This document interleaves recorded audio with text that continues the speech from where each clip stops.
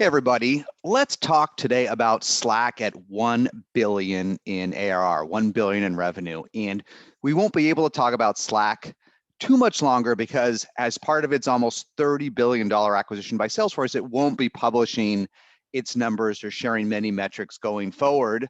So this is one of our last chances to take a peek at how one of the most iconic and one of our favorite SaaS and cloud companies is doing and how it got there to 1 billion in revenue. And I think we'll learn some things that aren't quite what we expected. So 5 interesting learnings from Slack. Number one, which sounds subtle or simple, but it isn't. Slack is one of the few SaaS companies that at 1 billion in ARR is significantly growing its customer base. And what do I mean by that? Most SaaS companies we see, especially ones with high NRR, high growth from their customer base, they get much of their revenue from their existing customer base. Salesforce gets 75% of its revenue, its new bookings, from upsells. Even rocket ships like UiPath get over 70% of their revenue from their existing base. It's almost natural. Imagine you have 130, 140, 150% net revenue retention. Almost mathematically, that's your easiest way to grow and can quickly become the bulk of your new bookings. But what you want is both. You want very high NRR and you want lots of new customers because you can fall into a trap. You can fall into a trap if you have high revenue retention north of 130 of thinking your growth is coming from new customers when deep down it's coming from upsells and retention. And that's okay. We've learned that accounts can keep growing in SaaS for decades even, but you want to make sure your core customer count is growing quickly too. And Slack is doing that. Even at 1 billion in net revenue, its new customers were growing 35%. Think about that.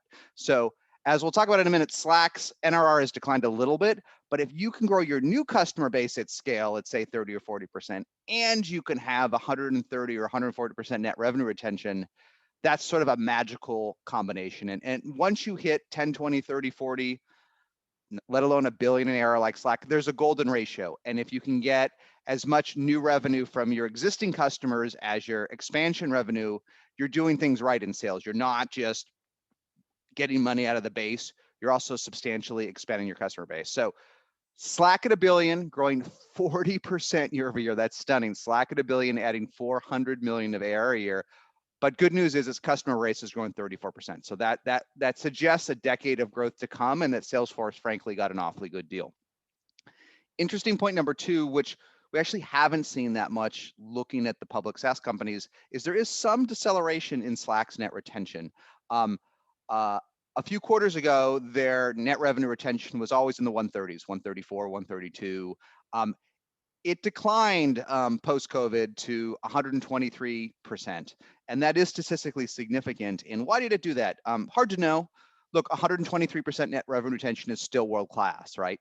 Take a $1 billion business like Slack, have 123% net revenue retention, it grows to 1.23 billion next year without a new customer, right? Think about that math for a second. Slack, at 1 billion, you want to grow 20% or more to be a high growth company. Slack could do that without a single new customer with 123% NRR. But still, NRR is going down a bit, and that's interesting. We don't see that. It's interesting for 2 reasons. One, what we found is that we used to worry that NRR would hit a plateau, that how much money can you get out of your base? But now that so many folks have gone past 1 billion, Zendesk has gone past 1 billion, HubSpot, Slack, so many others, we see that actually NRR doesn't decline even at 1 billion in revenue. So you have no excuse as a startup for your NRR decline either. But Slack's came down a little bit over the last few quarters. My guess, competition. It's okay. Their NRR is still world class, but it has come down a bit, which we haven't seen as much with others. However, with such incredible growth from new customers from Slack, despite Microsoft having an almost free product, again, they will get to 10 billion ARR from 1 billion just with the kind of customer growth and NRR they have. Okay, interesting point number 3, and this is something we also saw with Zoom after COVID. Both Slack and Zoom went up market. Zoom, log out of your Zoom session. You're going to see a Gartner Magic Quadrant. You're going to see Zoom Enterprise on their homepage. Zoom was very much an SMB product to start, as was Slack, and both in different ways went more up market. Slack got there more quickly. Slack today is 50-50. 50% of its revenue is from smaller accounts and half is from customers that pay more than $100,000 a year.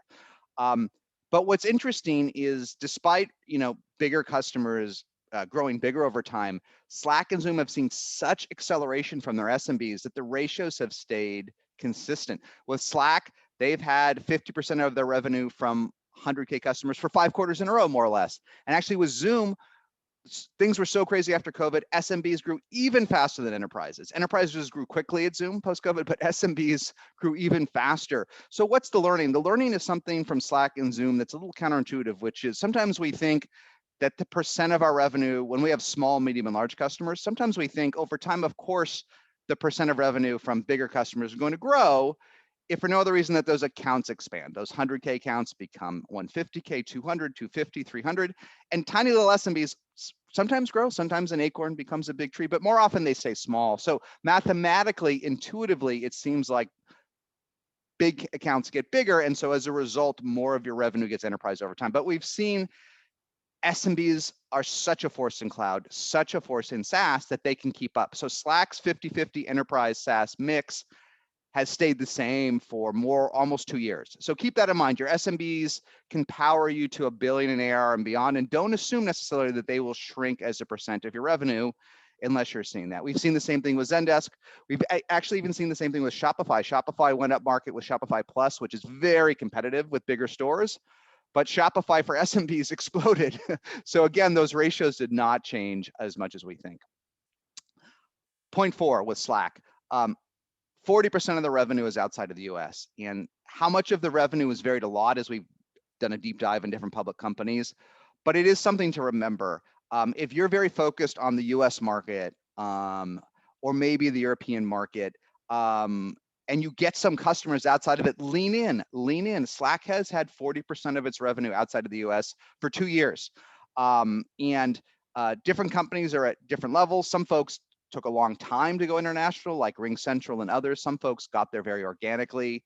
But Slack is a reminder that go global. Obviously, the browser works just about anywhere on planet Earth. Localize your product early. Do what you can when you see seeds of growth outside of your home market, lean in, because Slack would only be 60% of what it was if it didn't lean in outside the US.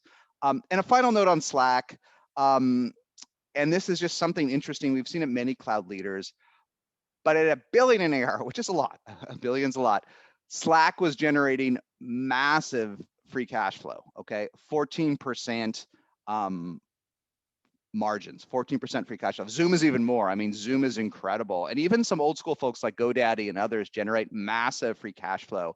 And the breakthrough from Slack was around 500 million in ARR. It doesn't have to be for you. As a founder, I want cash flow positive before 10 million in ARR. So you can do it at different times, but it continues to show that even as we've invested lots of money in top SaaS and cloud companies that are growing like crazy, eventually they do generate massive cash flows. Dropbox is slow, growth is slow, but it's generating massive free cash flow. Dropbox generates almost $1 in profit for each $2 that it charges. Zoom is massively profitable. Slack is massively profitable. So it comes, and just make sure your unit economics are strong. If your unit economics are strong, and you're getting a reasonable payback on your sales and marketing expense, go long, because what we've seen is, yes, SaaS can consume a ton of capital. It doesn't have to, but it can consume a ton of capital on the way to scaling, but it doesn't have to after that. And Slack proves it. Slack is massively profitable at $1 billion in ARR. They chose to take their time to get there because they're a rocket ship. But now it's simply an incredible software company, and good luck to Slack as a $30 billion part of Salesforce.